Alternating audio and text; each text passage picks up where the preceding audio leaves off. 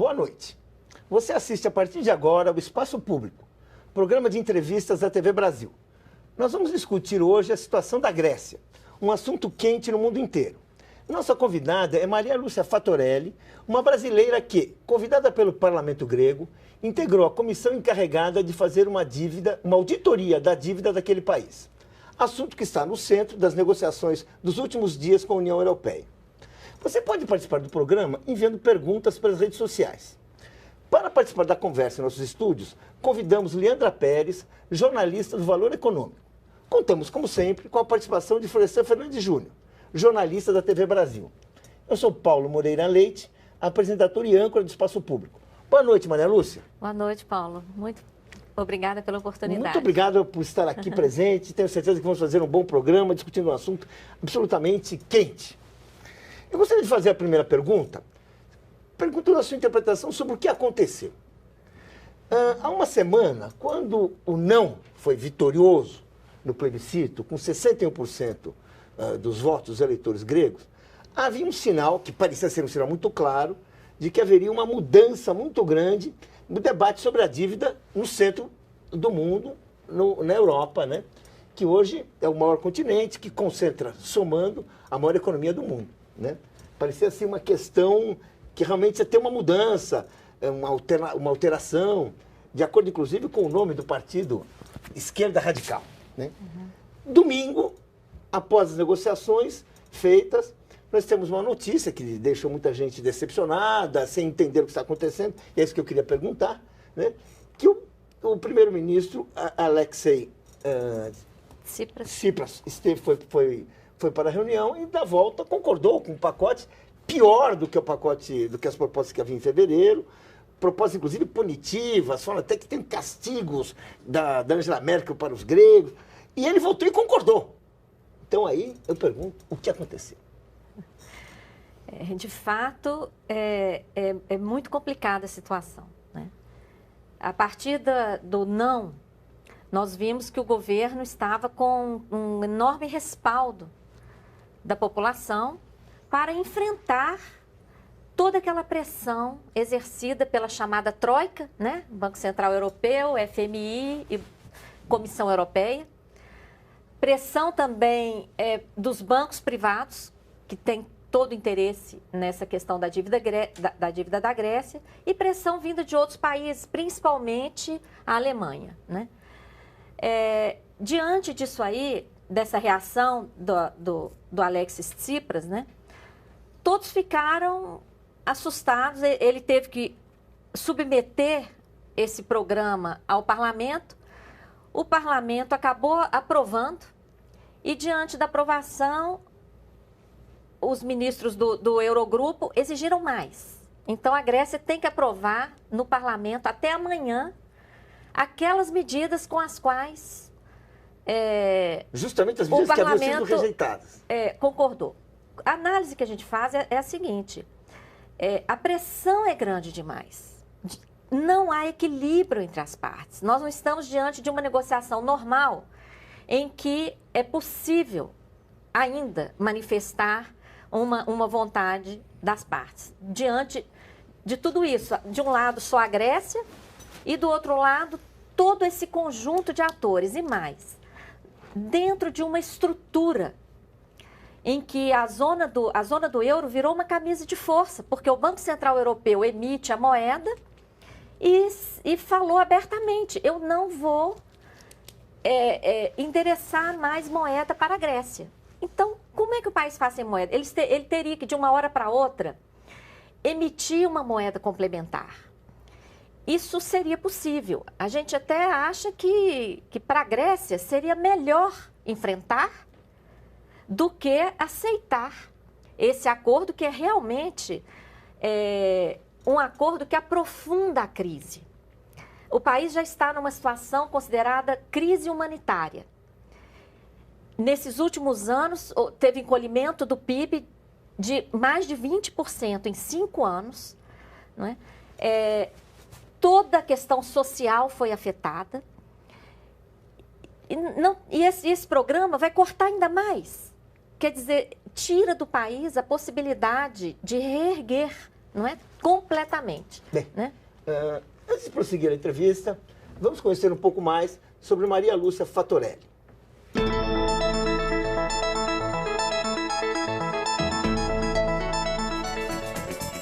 Formada em Administração e Ciências Contábeis, a mineira Maria Lúcia Fatorelli foi presidente do Sindicato Nacional de Auditores Fiscais e, nos últimos anos, tornou-se uma das principais especialistas em dívida pública do país. A convite do parlamento grego, participou junto com outros 35 especialistas de uma auditoria em Atenas para analisar a crise financeira que a Grécia atravessa. O levantamento concluiu que o país foi usado para encobrir um escândalo financeiro de ajuda aos bancos privados no país. O esquema resultou no aumento expressivo da dívida grega, que já alcançou 271 bilhões de euros. Em 2007, Fatorelli também integrou uma vistoria sobre a dívida do Equador. Após um exame das contas do país, o trabalho comprovou que 70% do estoque da dívida foi elevado artificialmente por credores e intermediários, sem corresponder a empréstimos nem a investimentos reais. Com base nesse resultado, o presidente Rafael Correa fez uma nova negociação, fechando um acordo para pagar 30% do que era cobrado anteriormente. Aos 59 anos de idade, Maria Lúcia coordena o movimento Auditoria Cidadã da Dívida Pública, uma associação que pesquisa a dívida externa brasileira a fim de garantir mais transparência sobre o destino desses recursos. Maria Lúcia, o que se esconde atrás da tragédia grega? Quer dizer, o que a gente pode falar desses bancos privados? O que estava escondido atrás dessa crise? Você escreveu um artigo sobre essa questão, né? Sim, exatamente o artigo Tragédia Grega esconde segredo de bancos privados. Porque no dia 10 de maio de 2010, quando foi endereçado o chamado pacote de ajuda à Grécia, né, sob os holofotes da imprensa no mundo inteiro, sob uma verdadeira... colocar a Grécia numa berlinda e numa situação verdadeiro terrorismo, dizendo que aquela crise da dívida da Grécia, se não fosse bem solucionada, iria provocar um colapso em toda a zona do euro. O que a gente já questiona de cara, porque o PIB da Grécia é cerca de 2% do PIB da zona do euro. 2%. Como é que 2% vai colocar em colapso 98%? Então, aí você já vê que algo já está um pouco estranho. Quando nós começamos a analisar as medidas que foram tomadas simultaneamente ao endereçamento desse plano para a Grécia, o que nós encontramos? Nessa data, foi criada uma estrutura em Luxemburgo, uma empresa privada, uma sociedade anônima. Acredite ou não, os países europeus se tornaram sócios dessa empresa e colocaram garantias bilionárias. Em 2010, 440 bilhões, em 2011 passaram para 780 bilhões de euros. Essas garantias são obrigações, é como dívida. E essas obrigações seriam trocadas por papéis podres em poder dos bancos. Desde a crise de 2008, os bancos vinham com esse problema, com um estoque enorme de papéis podres, que estavam, inclusive, fora dos seus balanços, porque esses papéis não tinham nem como ser contabilizados. Eram papéis que não poderiam ser comercializados em nenhuma bolsa de valores do mundo. Papéis desmaterializados, quer dizer, não existem nem em papel.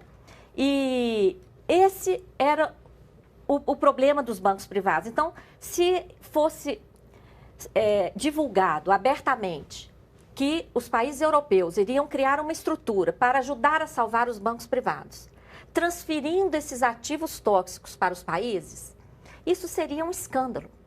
Então, o que foi feito? No mesmo dia que criaram o plano de socorro à Grécia, criaram essa estrutura em Luxemburgo, que serve desse veículo, que troca esses ativos podres, que acabam chegando nos países, e os ativos, as garantias emitidas pelos países, acabam chegando nos bancos privados. Tá? No mesmo dia, um outro programa do Banco Central Europeu, ilegal, para comprar papéis no mercado. E uma ajuda do FMI para criar essa empresa, que também seria ilegal. Então, um conjunto de medidas que estão lá explicadas no artigo, inclusive com as referências, porque chega a ser um escândalo quase inacreditável, né? Que submeteu os países europeus a uma trama que está comprometendo toda a região. E a culpa não é da Grécia. Maria Lúcia, nos seus artigos você fala um pouco, você entende um pouco a dívida dos países como um complemento de recursos para a ação do Estado, né? A minha curiosidade é um pouco mais de fundo.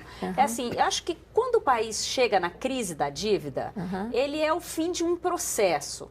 Como é que você encara, antes da discussão sobre a renegociação da dívida, ou uma auditoria, ou o que deve ou não ser pago, não devia haver uma discussão sobre o papel do Estado, a sociedade que aquele país quer? Porque acho que a dívida ela acaba virando um sintoma aí de algum desequilíbrio anterior. Como às vezes, no orçamento da casa da gente, né? Essa discussão da dívida, ela não é feita só depois, na hora em que o caldo já derramou, não? A sua pergunta é muito importante, porque nós não fazemos aquele discurso moralista em relação à dívida, de que dívida é algo sempre negativo. Não, a dívida deveria ser um complemento, como você colocou, um instrumento para trazer mais recursos para o Estado, para viabilizar projetos, etc. Deveria. Só que em todas as situações em que nós chegamos a fazer uma auditoria cidadã, no Equador, na Grécia, aqui no Brasil, em âmbito nacional, em âmbito dos estados, no município de São Paulo, o que nós encontramos? A utilização às avessas do instrumento do endividamento público, de forma que, em vez desse instrumento aportar recursos ao Estado, ele se transforma num mecanismo de contínua subtração de recursos. Mas o Estado que precisa desse recurso, ele não devia se questionar quando ele pega esse recurso? A decisão não teria que ser anterior? Então, aí que está. Deveria ser assim. Mas onde a gente investiga, não está a dívida que cumpre esse papel, a dívida que vem como um instrumento de financiamento que supre os recursos, quase a gente não encontra. O que nós encontramos é uma dominação do sistema financeiro mundial. Você acha que junto com um acordo político, porque o que está me parecendo aqui é que a casa está sendo administrada por gente de confiança, tá certo? Porque o cara que topa assinar um acordo desse está privilegiando um setor financeiro. Como é que ocorre isso? Porque o que ela falou é correto, quer dizer, o cidadão fica à margem e os caras decidem fazer a divisão do dinheiro público? Olha, é o que nós chamamos de sistema da dívida. A dívida hoje não funciona como uma coisa isolada e aquele instrumento que a gente queria que fosse, que é o instrumento que complementa os recursos. É um sistema. E vamos pegar o caso brasileiro, para nós entendermos. A questão da dívida interna brasileira, que explodiu, já está em mais de 3 trilhões de reais. Nós estamos aí com programas de ajuste fiscal para cortar gastos, para pagar uma parte dos juros, porque nem os juros todos devidos no ano o país tem pago, não é? Tem emitido nova dívida, novos títulos para pagar juros, o que seria inconstitucional até, entendeu? Então, nesse caso da dívida interna brasileira, por que essa dívida, a gente não enxerga a contrapartida dela? Ela virou essa bola de neve, não é? Maria Lúcia, eu gostaria de voltar a uma questão que você afirmou na sua primeira resposta, quando você falou que não estávamos numa negociação normal entre a Grécia e a coisa europeia, né? E os demais países europeus. Isso. A minha sensação que dá ouvindo você falar, como se fosse uma explicação, é que ninguém poderia esperar uma negociação normal. Que eu acho que houve a questão que a gente precisa explicar aqui é por que houve uma expectativa Assim, até o dia que o cara entrou na reunião, e quando ele sai da reunião, mudou. Quando ele entra na reunião, teoricamente, com um mandato para comprar uma briga, para rejeitar um acordo, respeitando a vontade de 61% dos eleitores. Quando ele sai, ele mudou de ideia. Então, claro que ele sabia que a Angela Merkel não ia falar, oh, meu querido, chegamos aqui. E ele sabia que o François Hollande ia fazer aquela média que ele está habituado a fazer. Os demais também. O que houve? Quer dizer, a coisa que eu acho que a gente precisa perguntar agora é o seguinte. A proposta que ele fez e que foi aprovada no plebiscito era correta? Ou era uma proposta errada? Não correta em termos ideais, eu digo assim, é uma proposta viável. Era viável isso? Ou realmente foi uma coisa que se defendeu, mas que não tinha condições de sustentar? Porque ele foi lá e não sustentou essa proposta. Ele não falou, disse que a dívida é um roubo, não disse que a dívida é uma corrupção, não falou essas coisas que tem. Ele ficou lá negociando papéis. Então, o que aconteceu? O que acontece que isso ensina? Assim, o que aconteceu lá? Tá. Porque agora vai acontecer o quê? Vai chegar na Grécia e vai continuar. Então, eu queria que você explicasse um pouco esse ponto. Tá, bom, em primeiro lugar, a auditoria lá foi, por enquanto, preliminar. Não é? Não se concluiu o processo da auditoria para dar um respaldo tão forte como foi no caso do Equador, que nós concluímos, ele submeteu ao nosso relatório a crivo jurídico nacional e internacional e fez aquela proposta soberana e eu recompro a dívida por 30% foi uma coisa muito bem feita. E pronto. Muito bem feito. Né? Todo mundo elogia a coisa equatoriana, então, sem dúvida. Pronto.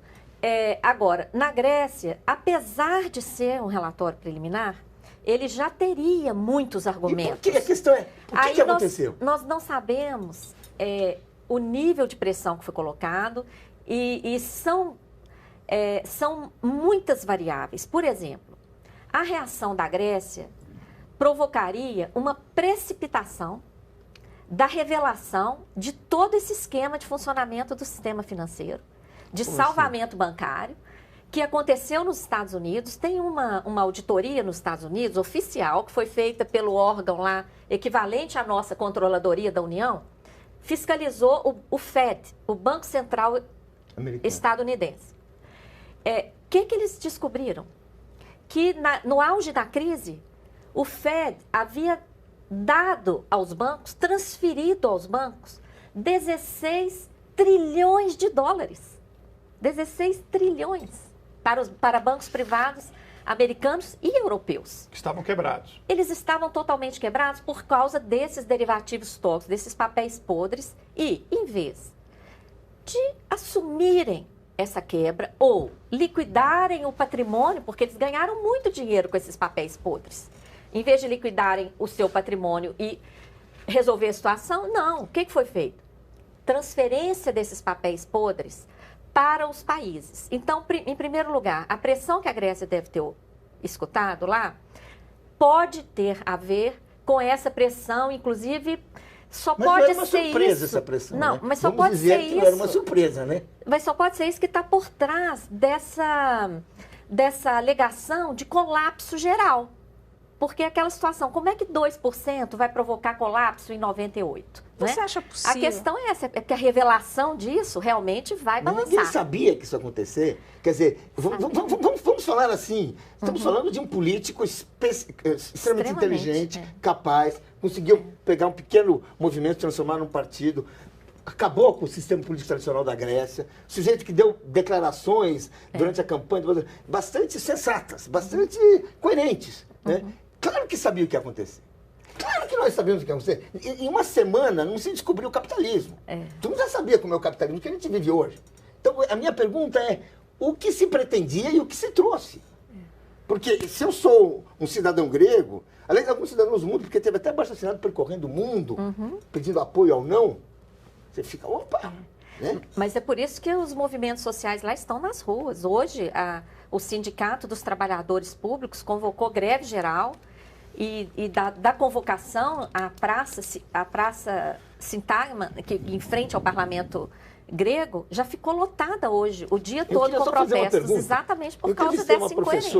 Eu entrevistei uma professora, a Laura de Carvalho, professora da USP, que conhece, inclusive, o ministro demissionário da Economia da Grécia, e perguntando, ela mandou uma pergunta para eu fazer aqui no programa. Eu vou fazer aqui a pergunta da professora Laura. Dado que a dívida grega é claramente insustentável, como apontado inclusive no relatório do FMI, e cedo ou tarde terá de ser renegociada e perdoada, pelo menos uma parte. Qual o objetivo do acordo? Punir o Tsipras? Minar o Estado grego? Dar exemplo para outros países que podem se aventurar em enfrentar? Como é que você interpreta assim? O que foi aquilo?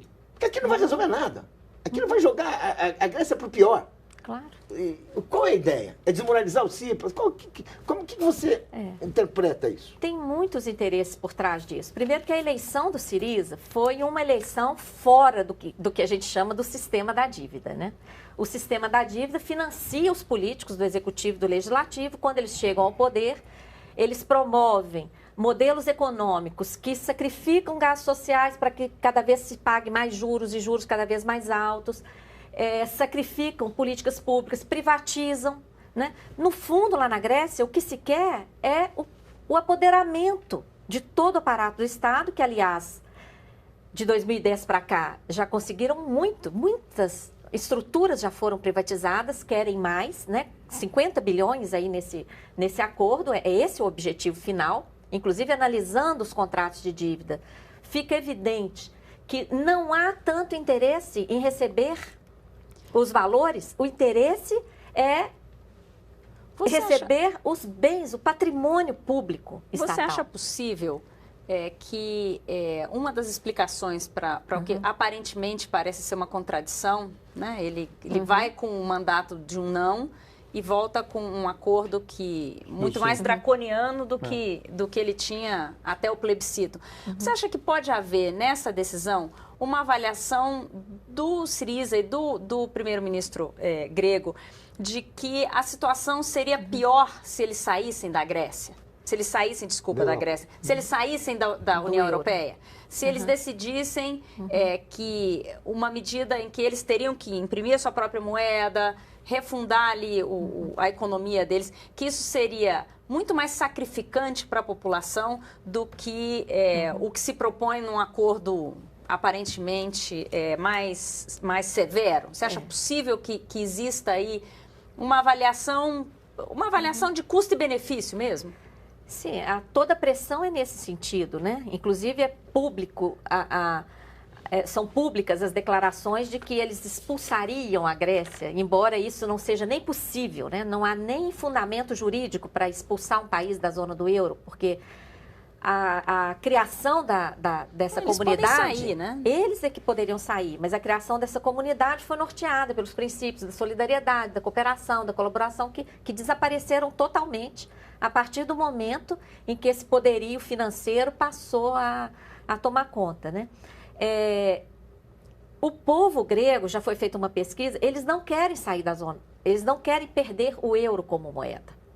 O povo já foi consultado e eles têm toda aquela ilusão em relação à moeda euro, uma moeda de reserva internacional e tudo mais, eles não querem perder. Então, esse é mais um complicador nessa situação toda complexa aí. Mas a Grécia poderia sim permanecer, ela não poderia ser expulsa, ela poderia permanecer. E diante dessa pressão do Banco Central Europeu de negar entregar moeda, ela poderia operar com uma moeda eletrônica, que já está funcionando em vários países, é uma saída que está sendo encontrada em vários países, moeda eletrônica, e ou uma moeda paralela, temporária, para não ficar essa questão de totalmente inviabilizada ali a vida das pessoas, não é? E seriam saídas. Agora, por que ele optou por defender o acordo? Isso aí ainda não está claro. Tem várias conjecturas, inclusive conjecturas relacionadas à geopolítica, que a Grécia é um país da OTAN, não é? Tem toda a questão, inclusive, militar por trás dessa situação. Lá é uma base A Grécia tem bases militares, inclusive antes desse período de 2010 que nós analisamos. Grande parte da dívida é dívida para a defesa, tá? Pesadamente. Então, tem tantas variáveis que é um caso que realmente precisa ser estudado. Agora, que nós já sabemos que esse acordo, concordo inteiramente com o Paulo, esse acordo é nocivo ao país, vai enterrar ainda mais a economia, vai sacrificar ainda mais o povo, vai prejudicar ainda mais a situação social. E o único interesse que se vê nisso é manter a Grécia sob os holofotes da grande mídia mundial e o esquema de salvamento bancário continua nas sombras. Temos uma pergunta aqui do jornalista Breno Altman, diretor do portal Opera Mundi, especializado em política e economia internacional. Ele gravou uma pergunta. Maria Lúcia, seu trabalho em relação à dívida grega demonstrou que o país gasta hoje 50% do seu orçamento com pagamento dos juros e amortizações, além de outros compromissos referentes ao endividamento interno. Qual você acha que seria, neste momento, uma solução justa e factível para a dívida grega? Qual seria o caminho que a Grécia poderia propor com legitimidade no cenário internacional? O perdão geral da dívida? O perdão parcial? Por que critérios? Qual seria uma solução justa para a crise grega? Muito interessante a sua pergunta. Nós não defendemos perdão. Nós defendemos a auditoria completa. Então, a nossa proposta é que a Grécia complemente, acelere o processo de auditoria, para que possa separar qual parte da dívida é ilegal, qual parte da dívida é ilegítima, o que a gente realmente deve. Quando chegar nesse ponto, o que a gente realmente deve, o que a Grécia realmente deve, como essa dívida pode ser paga sem provocar essa crise humanitária que está sendo provocada, não é? Então, é simples. A questão difícil de compreender também é: por que não existe transparência em relação a um processo de endividamento que a sociedade paga essa conta, né? A sociedade paga tributos aí embutidos em tudo que consome, paga tributos sobre outros itens, sobre a renda, etc. e tal, e não tem noção como está sendo empregado o seu recurso. Por que ela não tem retorno, né, por isso aí? Mas, né? Posso interromper, que é uma pergunta que tem a ver e que direciona um pouco. Ana Paula Salviati mandou uma pergunta pelas redes sociais. Eu gostaria de perguntar a opinião da senhora Fattorelli sobre a demissão do ministro das Finanças, Yanis Varoufakis, logo após o referendo. O que aconteceu? Pois é, outra pergunta que ainda não conversei com ele para saber.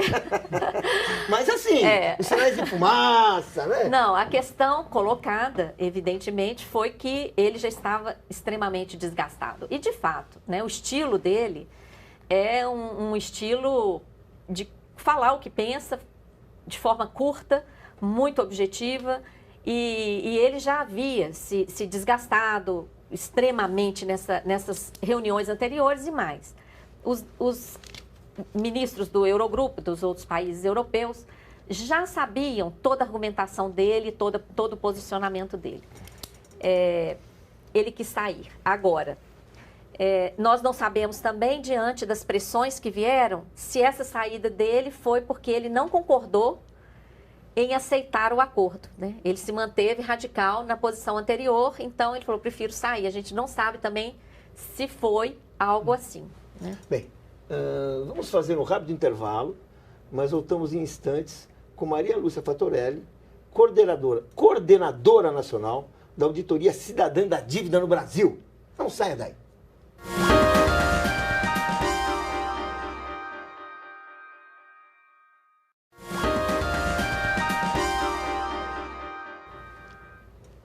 O Espaço Público está de volta com Maria Lúcia Fattorelli, que fez parte da Comissão de Auditoria da Dívida Grega. Ricardo Brandão de Castro faz uma pergunta. Podemos fazer um paralelo da dívida pública grega com a dívida pública brasileira? Olha, o paralelo pode ser feito por causa do que nós chamamos de sistema da dívida, que eu falei. Uma das principais características do sistema da dívida é a ausência de contrapartida, né? Então, a dívida deixa de ser aquele instrumento de financiamento em que você faz um contrato de empréstimo, o dinheiro chega, é aplicado num determinado projeto ou é aplicado para financiar o próprio orçamento, seja lá a decisão política, não é? Quando você pesquisa e você só vê, peraí, dívida para pagar a dívida anterior, dívida para pagar a dívida anterior, e você vai desenrolando este novelo até a origem, né? No caso da dívida grega, nós fizemos essa investigação de 2010 para cá. O que aconteceu na Grécia de 2010 para cá, que foi essa entrada da Troika, toda essa interferência com esse plano econômico que tomou conta de toda a direção política, econômica, financeira do país e provocou todo esse dano, vem acontecendo aqui no Brasil desde a década de 80. A chamada década perdida, né? Em 83, o FMI entrou aqui no Brasil. E o que foi feito naquela década? Dívidas da década de 70, o chamado milagre econômico, que não foi nenhum milagre, foi financiado por dívidas. Dívidas, em sua imensa maioria, contraídas com bancos privados internacionais, principalmente norte-americanos, que estavam abarrotados de dólares, não por causa dos petrodólares, como a maioria dos livros dizem, por causa do fim da paridade dólar-ouro nos Estados Unidos, em 1971. A partir de uma mera declaração, o Nixon, presidente Nixon, 15 de agosto de 71, acabou com a paridade. Isso permitiu que o Federal Reserve, que é o Banco Central Europeu, o Banco Central norte-americano, que imprime os dólares e que é gerenciado pelos bancos privados, imprimisse dólares à vontade. E os bancos privados passaram a oferecer esses empréstimos, inclusive para o Brasil, sob ditadura. Não há transparência desses empréstimos. Nós tivemos uma CPI da dívida em 2009, 2010, na qual nós solicitamos os contratos que comprovassem o crescimento da dívida na década de 70, de cerca de 5 bilhões de dólares para cerca de 80 bilhões de dólares em 1980. Os contratos do chamado milagre, Itaipu, Minas, etc., etc., etc., não justificam nem 20% desse estoque. O que era o resto? Até hoje não sabemos. Então, toda essa dívida obscura foi transformada na década de 80 em dívida a cargo do Banco Central do Brasil, sob interferência do FMI, não é? Desculpa, só lhe interrompendo. Essa dívida, o Brasil entrou em moratória em 82, 83. Você voltou concluiu a renegociação da dívida externa em 93, logo antes do lançamento do Plano Real. E esse período de negociação é o período de menor crescimento da história do Brasil nos últimos tempos. É um período, é um período em que a conclusão da renegociação da dívida pelo Brasil implicou desconto dos credores. Quer dizer, esse movimento de renegociação da dívida externa é hoje visto pela maioria dos economistas como o que deu fundamento para que o Plano Real pudesse começar. Quer dizer, não é contraditório. Olha, a nossa visão é diferente. Por exemplo, esse tal desconto vem do fato de que um dos títulos no chamado Plano Brady, que transformou a dívida contratual da década de 80 em dívida em títulos, uma negociação que iniciou em 92, concluiu em 94,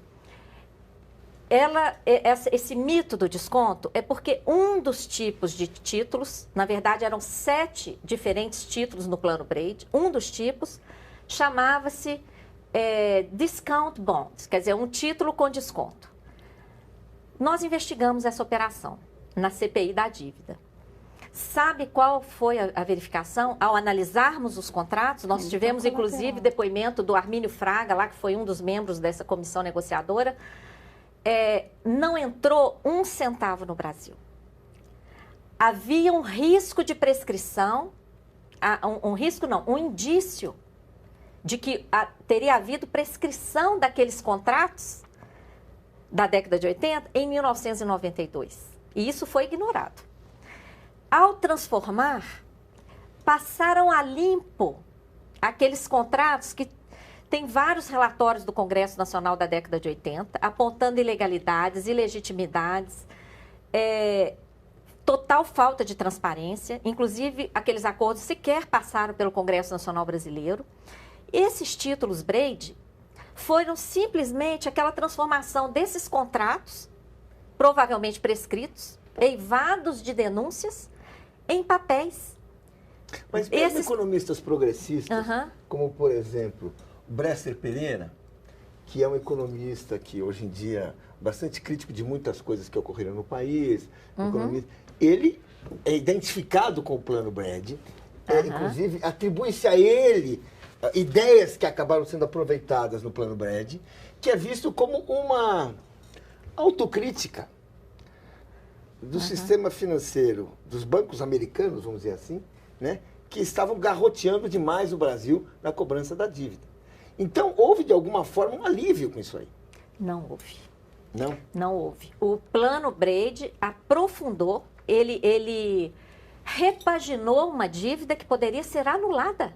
Maria Lúcia, como que a gente concilia essa visão de que não só o Plano Brady, né? Não só no caso do Brasil, que de uma forma ou de outra conseguiu alguma estabilidade econômica a partir da renegociação da dívida e a partir do momento em que você combinou uma dívida pagável, né? Com uma moeda nova que controlou de alguma maneira ali a inflação. A gente vê isso acontecer no Brasil. Você tem situações mais recentes, como, por exemplo, na própria Europa, Irlanda, Portugal, Espanha, foram países que passaram por uma crise econômica muito séria recentemente, fizeram um ajuste brutal e estão recuperando o crescimento. A Irlanda, hoje, é um dos países que está virando de novo a estrela ali na Europa. Do outro lado, a gente vê a Argentina, por exemplo, que foi um país que decidiu, soberanamente, como você falou, não pagar a dívida e renegociar a dívida. A Argentina continua sem crescer, continua, enfim, numa confusão econômica ali. Se a gente pega o Equador, por exemplo, o Equador fez a revisão da dívida e hoje a discussão interna ali no Equador que opõe o governo Correa a parcelas da população é de que seria necessário cortar gastos e ele está pedindo um aumento de imposto sobre heranças e sofrendo uma reação muito grande. Quer dizer, como é que a gente concilia essa visão de países que passaram por ajustes e conseguiram crescer? Estados Unidos, políticas heterodoxas aí, enfim, viraram sócios de montadoras, mas enfim, parecem estar saindo da crise. Como que a gente concilia essa visão de países que fizeram ajuste e cresceram com países que não renegociaram sua dívida e ainda têm dificuldade para crescer? A Grécia renegociou e não cresceu, muito pelo contrário, quebrou a cara. Sim, mas a Grécia não concluiu uma renegociação ali, né? Não. Nunca ficou claro ali. Acho que a discussão na Grécia, você Portugal teve um ajuste... também não se recuperou. E a Espanha muito menos. O desemprego é altíssimo. Não, você teve um ajuste... O ajuste na Espanha, até agora, não teve o retorno que você está falando.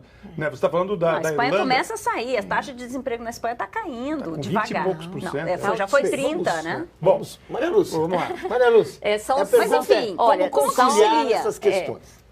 São situações bem distintas. Eu discordo de muitas coisas que você falou. Por exemplo, a estabilidade, a chamada estabilidade do Plano Real. Qual era a taxa de juros no início do Plano Real, você se lembra? Ela, na desvalorização, ela chegou a 45%. Isso é estabilidade? Uma taxa de juros de 45%? Então, eu discordo dessa... Na verdade, houve um fim da inflação, entre aspas, para os salários, para diversos preços. Por quê? Para entrar o interesse internacional aqui, vender os produtos importados aqui. As indústrias brasileiras tinham que quebrar. Indústrias brasileiras quebraram por inanição. devido à alta taxa de juros, o dólar muito barato, os produtos estrangeiros chegavam aqui a preços ridículos. E depois, aquela desqualificação do empresariado brasileiro, de que não eram competentes, não eram competitivos e tudo aquilo. Não, a situação era totalmente diferente. Então, nós temos que fazer uma análise mais aprofundada do que significou o Plano Real. E principalmente a longo prazo. Ele foi bom para quê? Nós temos um gráfico que mostra que, a partir do Plano Real, os gastos com educação permaneceram praticamente, aumentaram pouquíssimo. Os gastos com saúde aumentaram pouquíssimo. Os gastos com pessoal, que normalmente servidores públicos são considerados bodes expiatórios, subiu um pouco. Os gastos com a dívida explodiram. Apesar do Plano Real ter proibido a atualização monetária, a medida provisória do Plano Real diz, inclusive, que seriam nulos quaisquer contratos que tivessem previsão para indexação. A dívida nunca deixou de ter atualização monetária mensal, automática, cumulativa no Brasil. Então, é por isso que a dívida brasileira explodiu e por isso que a gente quer uma auditoria dessa dívida, porque isso é um crescimento artificial, ilegal e torna o nosso país, 7º país mais rico do mundo, um dos mais injustos. E o que toda aquela coisa do início do Plano Real, né? Aquele congelamento geral, a ilusão, não, acabou a inflação, as pessoas estavam traumatizadas com a inflação. Realmente, ninguém quer inflação.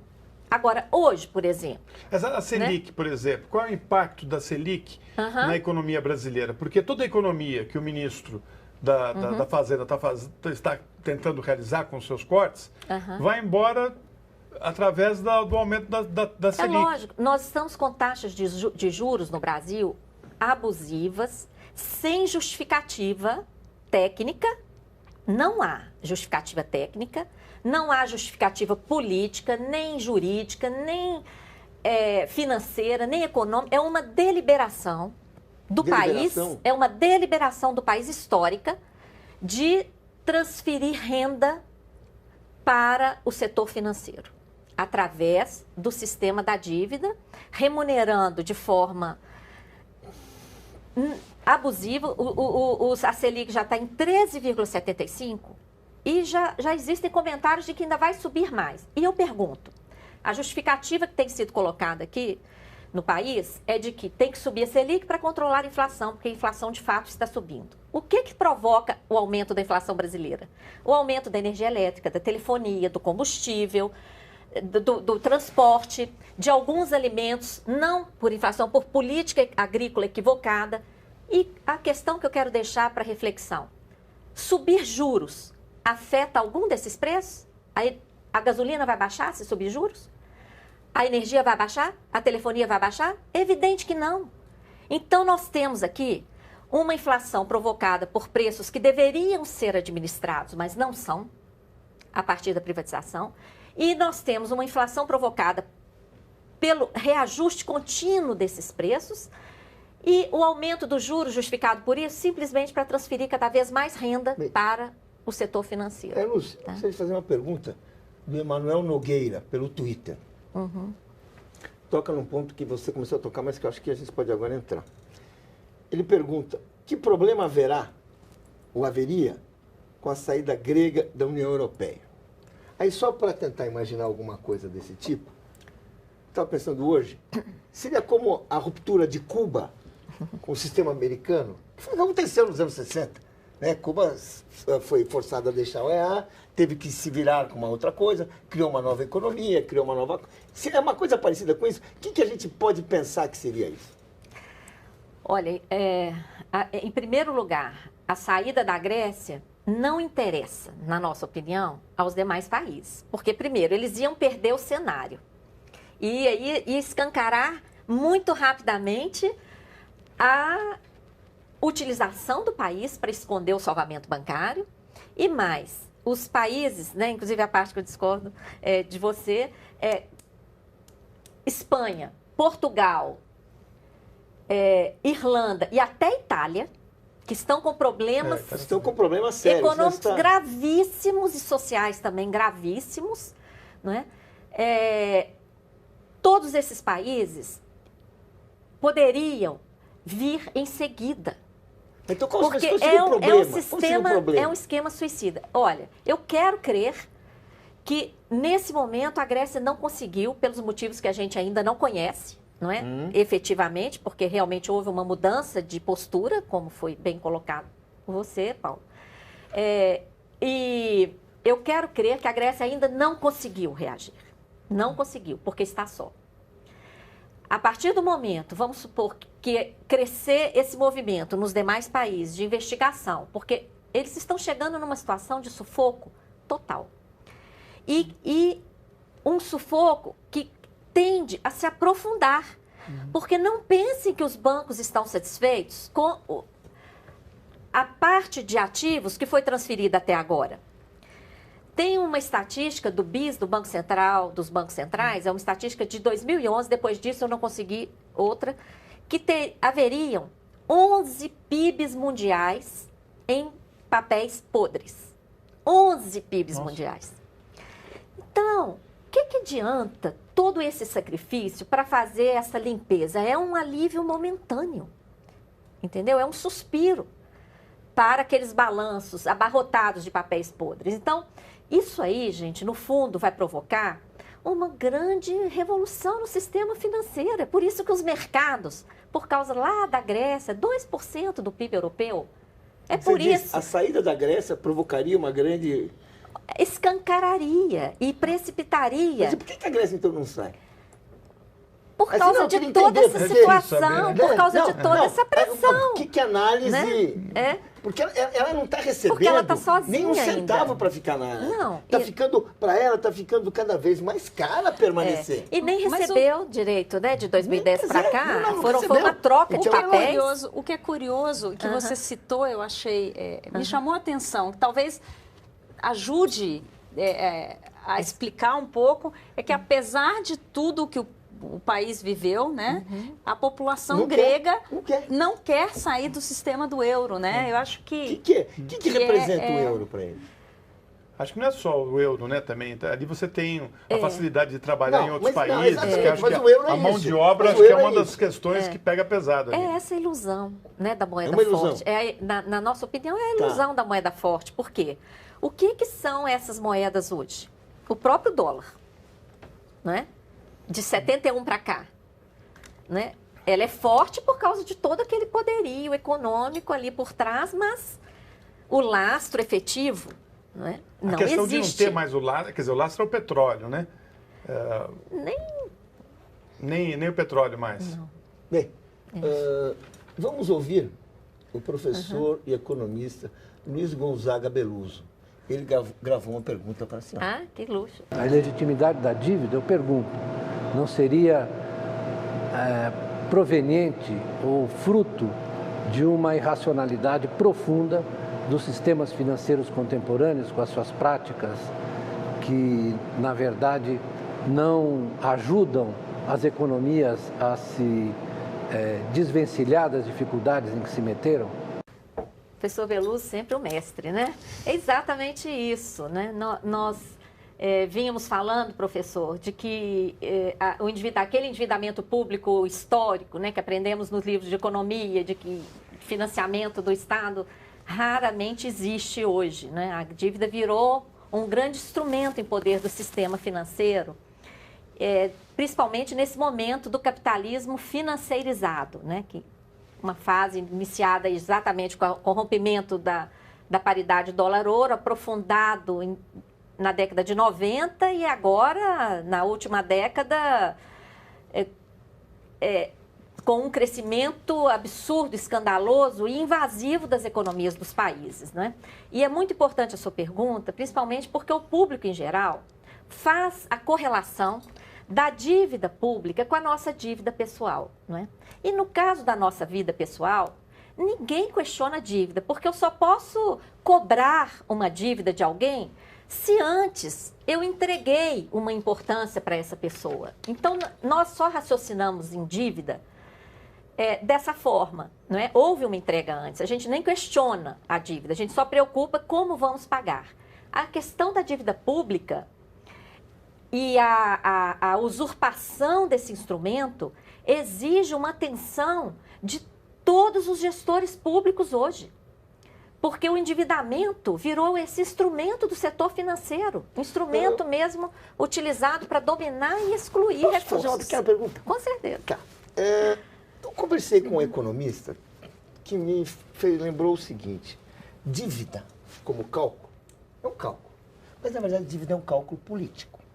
Porque dívida depende basicamente da sua capacidade de cobrar e da capacidade do outro de resistir, de barganhar e de enfrentar.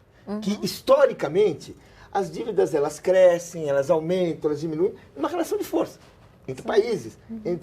Isso não é um conceito assim um pouco mais que permitiria a gente entender, por exemplo, esse comportamento da Alemanha, que ela não dá nenhuma concessão para a Grécia, provavelmente porque a Angela Merkel precisa provar para o eleitor grego que não está ajudando em nada, para o eleitor alemão que não está ajudando em nada a população grega. Que a mesma coisa acontece com os outros governos que votaram contra a Grécia, sabendo que é uma saída inviável, sabendo que aquilo não vai funcionar, sabendo que aquilo vai acabar antes que seja aprovado, e que se for aprovado ou não vai mudar, porque é um plano absurdamente irracional, não responde a nenhuma dessas.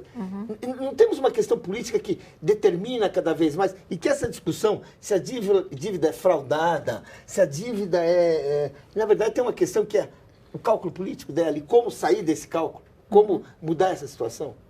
Sim, é todo um esquema, e no caso da Alemanha, lá no acordo com a Grécia de 2010, em que é o chamado acordo bilateral, que os países emprestariam, na verdade eles não emprestam para a Grécia, o dinheiro vai para uma conta no Banco Central e de lá vai para os bancos, né?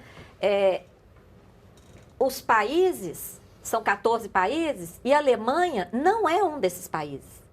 Quem é credor é o KfW, é o Banco Alemão. De desenvolvimento, né? Já não é o país, já é o banco. E no caso daquela empresa de Luxemburgo, que a gente descobriu, a EFSF, é uma empresa de fachada. Nós estudamos o contrato, em determinado ponto do contrato, está dito que a empresa poderia delegar todas as suas funções. Todas as suas funções relacionadas aos instrumentos financeiros, que é a base da existência da empresa. Em outro artigo dizia, os diretores podem delegar suas funções. Em outro artigo, os países detentores das garantias podem delegar suas funções. O que sobrou? Continuamos a pesquisar e descobrimos, a agência de dívida alemã é que gera essa empresa em Luxemburgo. E para nós talvez seja um pouco difícil entender o que é a agência de dívida, porque aqui no Brasil o Tesouro Nacional ainda gerencia a dívida pública, embora seja um departamento totalmente separado. Lá fora já é uma agência, como é aqui a agência de águas, a agência de energia, a agência de telefonia. Lá é uma agência de dívida que gerencia a dívida pública. Pois bem, essa agência de dívida pública alemã é que gere essa empresa em Luxemburgo. É bem assustador o que você está dizendo aqui, porque o mundo, pelo que você está dizendo, está caminhando para o abismo. Está na mão do sistema financeiro que está querendo comer todo mundo, engolir todo mundo e não vai sobrar nada daqui a pouco. Né? Eu gostaria de saber de você qual a perspectiva do capitalismo que nós estamos vivendo hoje e essas crises nessa economia moderna. Tá. Nos nossos estudos, nós defendemos uma outra arquitetura financeira. Já existe, inclusive, um projeto para a América Latina, aprovado em 2007. Esse projeto já passou pelos parlamentos de 5 países, já começou a funcionar com Equador, Argentina, Venezuela, Uruguai, Bolívia. É um projeto que prevê a criação de uma moeda regional, mas que não acaba com as moedas de cada país. Porque esse foi o grande erro do euro. Tá?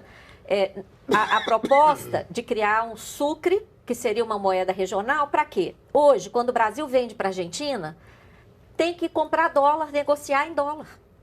Quando o Equador vende para o Brasil, é tudo em dólar. Então, isso provoca uma perda enorme. Será que os americanos vão deixar que nas isso aconteça? Trocas cambiais. Aí entra a outra questão que a gente vinha falando até em relação à Grécia, né? Por que a Grécia não fez, né? Essas pressões que existem, né? Elas dificultam tudo hoje em dia. E a saída que nós defendemos para isso é a formação da cidadania. Por isso é que nosso movimento é um movimento cidadão, a gente promove cursos de formação, inclusive, livros, folhetos, palestras, nosso site é todo aberto, com artigos, com estudos, porque a saída vai ser o apoderamento desse conhecimento. Porque hoje, realmente, você assusta coisas absurdas. Olha, não foi tremendamente absurdo o Federal Reserve Bank entregar 16 trilhões de dólares para os bancos? Não aconteceu nada. Não foi absurdo tudo isso que aconteceu lá na Europa para salvar bancos, né? E bancos, não bancos que estavam em dificuldades porque financiaram países, porque entraram em projetos fundamentais que gastaram além, né, do previsto. Não, bancos que entraram nessa farra de criação de papéis, que inclusive estão sendo transferidos para fundos de pensão de trabalhadores, em grande medida. Os trabalhadores que colocam as suas economias em fundos de pensão têm que prestar atenção quais os papéis que os fundos de pensão estão adquirindo, porque a maioria, fundo de pensão não fica com dinheiro, ele recebe o dinheiro ali legítimo do trabalhador e transforma em papel. Que papel? Né? O trabalhador só vai descobrir daqui a 30, 40 anos, quando se aposentar, que aquele papel era podre? Eu queria agradecer a nossa convidada de hoje, Maria Lúcia Fatorelli, coordenadora nacional da Auditoria Cidadã da Dívida no Brasil. Especialmente a você que está nos assistindo.